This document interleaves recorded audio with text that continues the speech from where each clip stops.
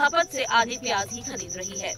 उम्मीद जताई जा रही है कि अभी दीपावली तक प्याज पर महंगाई बरकरार रह सकती है। प्याज की कीमतों की बात करें तो इसमें बढ़ोतरी तो पिछले 20 से 25 दिन में ही आ रही थी, लेकिन एकदम से उछाल आने से लोगों को झटका लगा है। 20 से 25 रुपए प्रति किलो बिक रही प्याज की कीमत 60 से 70 रुपए प्रति किलो से भी ज्यादा हो गई है।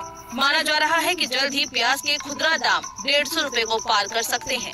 दिल्ली एनसीआर के इलाके में प्याज की खुदरा कीमत 100 रुपए पहुँच गई है। वहीं थोक बाजार में प्याज की कीमत 80 रुपए के करीब चली गई है। अब आपके मन में सवाल होगा कि आखिर क्यों बढ़ी प्याज की कीमतें? तो आपको बता दें कि देश के कई राज्यों में भारी बारिश हुई थी, जिसका असर प्याज के दामों पर देखने को मिल रहा है। कर्नाटक, महाराष्ट्र समेत कई राज्यों में बारिश के कारण प्याज की फसल बर्बाद हो गई, जिस वजह से इसके पैदावार में भी भारी कमी दर्ज हुई है।